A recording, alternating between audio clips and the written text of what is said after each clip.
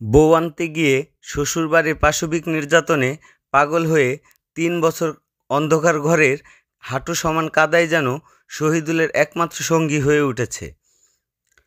শহীদুল মুন্সী ফরিদপুর সদর উপজেলার ৭ নং ওয়ার্ড পশ্চিম গোয়ালচামট ১ নং সড়কের মৃত নওয়াব আলী মুন্সীর ছেলে। পারিবারিক ও এলাকাবাসী সূত্রে জানা যায়, বিগত প্রায় ৫ বছর পূর্বে শহীদুল মুন্সীর সঙ্গে ফরিদপুর সদরের শিবরামপুর এলাকার চাঁদপুর গ্রামের আজাহার মল্লিকের মেয়ে সাফিয়া আক্তারের বিবাহ হয়। কিছুদিন যাওয়ার পরে সাফিয়া আক্তার বাবার বাড়িতে বেড়াতে যান। এর কিছুদিন পরে শহীদুল মুন্সী তার স্ত্রী সাফিয়াকে আনতে শ্বশুরবাড়িতে গেলে সাফিয়ার পরিবারের সকলে মিলে শহীদুলের উপর পাশবিক নির্যাতন করে। সাফিয়ার পরিবারের সকলে শহীদুলকে অনেক মারধর করে অসুস্থ অবস্থায় তার বাড়িতে পাঠিয়ে দেন। শ্বশুর বাড়ির মার খেয়ে আসার পর থেকেই শহীদুল ভারসাম্য হারিয়ে ফেলে। শহীদুলের পরিবার নিতান্তই গরিব, অসহায়, করতে পারেননি তার চিকিৎসা বা কোনো বিচার। পাগল অবস্থায় একটানাভাবে ৩টি বছর একটি টিনের ঘরে আবদ্ধ অবস্থায় আছেন শহীদুল। দেখেনি সূর্যের মুখ। মাটির মেঝেতে ৩টি বছর থাকতে থাকতে মেঝেটি যেন কাদা পানিযুক্ত একটি ফসলি জমি এবং পুকুর হয়ে গেছে। পানি আর পুকুরের মধ্যে থাকতে থাকতে হাতে পায়ে পচন ধরে গেছে শহীদুলের। ভুক্তভোগীর পরিবার এবং এলাকাবাসী এর বিচার দাবি করছেন। শহীদুলের মা মমতাজ বেগম অভিযোগ করে বলেন, আমার ছেলেটি ওর শ্বশুর বাড়ির লোকজন মেরে আধমরা করে পাঠিয়েছিল। সেই থেকে আমার সুস্থ ছেলেটি পাগল হয়ে গেছে। আমরা গরিব মানুষ, এর চিকিৎসা কেমনে করব? যারা আমার ছেলেকে পাগল করেছে আমি তাদের বিচার চাই।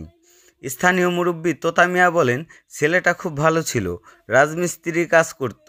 শ্বশুরবাড়ি থেকে মার খেয়ে আসার পর থেকে বদ্ধ পাগল। আমরা এর বিচার চাই। শহীদুলের বড় ভাই জাফর বলেন, আমরা গরিব মানুষ, অসহায় মানুষ, আমাদের দ্বারা ওর চিকিৎসা করা সম্ভব না। সরকারের কাছে আবেদন, ওর যেন চিকিৎসার ব্যবস্থা হয় এবং যারা ওর এমন পরিণতি করেছে তাদের বিচার করেন যেন। এই বিষয় নিয়ে ফরিদপুর সদরের শিবরামপুর এলাকার চাঁদপুর গ্রামের আজাহার মল্লিকের বাড়িতে গেলে সাফিয়া আক্তারকে পাওয়া যায়নি। আমরা জানতে পারি তার অন্য এক জায়গা বিবাহ হয়ে গেছে।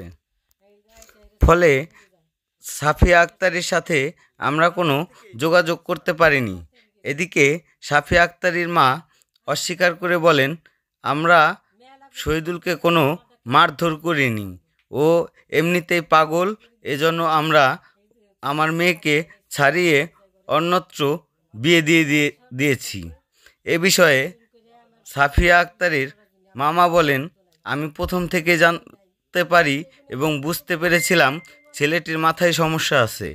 এই সমস্যা বেশি হওয়ার ফলে আমরা আমার ভাগ্নিকে তার কাছ থেকে ছাড়িয়ে রেখে অন্যত্র বিয়ে দিয়েছি।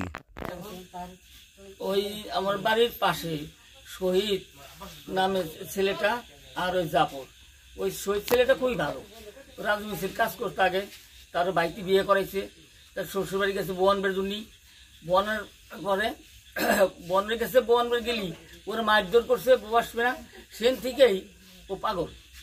বাড়ি এসে ভাত টাত খানা একসঙ্গে কথাবার্তা করে উন্মাদ হয়ে গেছে, পাগল হয়ে গেছে। 3টে বছর যাবৎ ঘরের ভিতরে কোনো সূর্যর মুখ দেখে না। চুল দাঁড়িয়ে বুঝ এরকম হয়ে গেছিল। গ্রামের জনগণের 2 রাত তারে চুল টুল চাইছে হয়েছে, কিছু তারে ঘরের হালকা জানাই। এই অবস্থা হয়ে গেছে। ওরা খুব গরিব মানুষ, অসহায়। তা আমরা পাড়া প্রতিবেশী, আমরা কি করবো? আমরা আর কিছু বলতে পারবো না, আমরা তো গরিব মানুষ। তাই এটি আকুল আবেদন সরকারের কাছে, ওরা গরিব মানুষ, অসহায়, ওদের চিকিৎসার জন্য সরকারের কাছে কিছু আবেদন আকুল করি আমরা। ওরে যে মারলো শ্বশুর বাচ্চা, কেন মারলো এর বিচার চাই, বা এই ছেলেটার চিকিৎসার জন্য আমরা আবেদন করছি। আর মারলো কেন এর বিচার চাই আমরা গ্রামবাসীরা। আচ্ছা, তার মানে আপনারা বলতে চাচ্ছেন যে শ্বশুর বাড়ির থেকে মায়ের খেয়ে আসার পরের থেকেই পাগল? বাইরে আসার পরে থেকেই পাগল। শহীদুল আমার ছোট ভাই, দীর্ঘদিন যাবৎ আমার ছোট ভাই বিবাহ করছে। বিবাহ করার পর আমার ছোট ভাই বউ বাপের বাড়ি গেছে। কয়েকদিন পর আমার ভাই ছোট ভাইয়ের বউ বাপের বাড়ি থেকে আসে না বিদায় আমার ছোট ভাই তাকে আনতে যায়। আনতে যাওয়ার পর তারপর তাকে মারাধরে টর্চারিং করছে। ওই টর্চারিং করার পর থেকেই আমার ভাই আজ পর্যন্ত পাগল। 3 বছর যাবৎ সে ঘরে খায়, ঘরেই হাগে, পেশাব পায়খানা করে।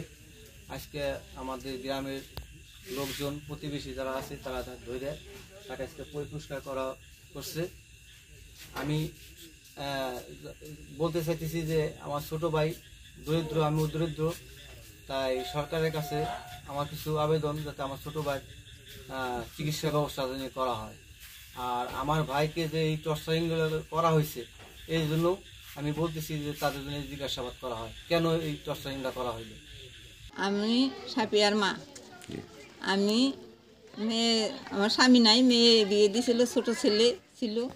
সে ছেলে এত বুঝছিল না, না বোঝার পরে মেয়ে বিয়ে দিয়ে দিছি। মেয়ে বিয়ে দিলি পরে মেয়া যায় হাইরে কয় কি আইসা হাইরে ফিরে নিতে কয় মা টাকা গুনবের পারে না। আমার যার হাতে বিয়ে দিছ সে টাকা গুনবের পারে না, হে টাকা টাকা চেনে না, তাহলে আমি কার হাতে বিয়ে দিছ? এই কথা কইল। মেয়া করলি পরে তারপরেও আমরা করলাম যে না ভালো হবে না, নাহলে আমরা চেষ্টা পাতি করবো দরকার হলে।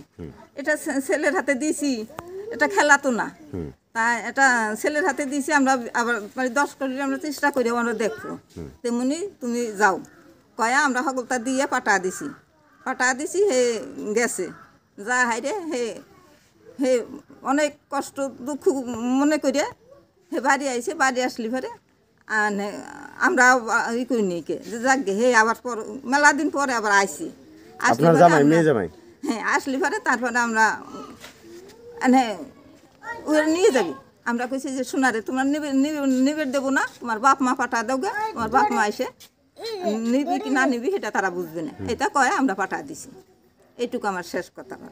মানে এই যে ওরা যে অভিযোগ করছে যে ওরে বিভিন্নভাবে টর্চার করা হয়েছে, মারধর করা হয়েছে, না আমরা তারা মারধর করিনি। আপনারা না আমরা মারধর তারা করিনি কে। আচ্ছা, আপনার নামটা কি জানেন? আমার নাম আলেয়া।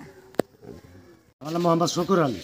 হ্যাঁ, এই প্রথম যেদিন এই ছেলেরা বিয়ে করবেন আসে, মানে একটা ভাড়াটে ঘটক নিয়ে আসলে কন্ট্রাক্ট। তাদের উদ্দেশ্য হলো মেয়া দেখবো, বউ নিয়ে বাড়ি চলে যাবো, দেহা দেহের কোনো প্রশ্ন নাই, আর তাকে চাওয়া পাওয়া কিছু নাই, শুধু মেয়াটা। তাই এই পর্বে আমি আমার ভাগ্নের করলাম যে দেখ বর্তমান যে যুগ, গরিব মানুষ একটা মেয়া বিয়ে থাওয়া দিলি পরে যদি পস্তায় পরে কিন্তু আর বেঁচে খাওয়া যায় না। তো অন্তত এই জায়গায় যা একটু নিউজটা নেওয়ার দরকার। আমার একটু জানিয়ে দিলে তোর এত তুই বোঝস কে। ও চাউলে বাড়ি হইলো, বিশাল সম্পদ আছে, অনেকটা, তার শরীর নাই, সব থাকবি আর। আমি দেখ চাউল যে কথা বাচ্চা মানে যতটুকু পেয়েছে ঘন্টা খানেকের মধ্যে, তাতে আমার মানে ওই সময় টার্গেট যে চাওয়ার লক্ষ্যে চাওয়াল না। আমি আমার মনে হয় যে হাত দেওয়াটাই ভালো।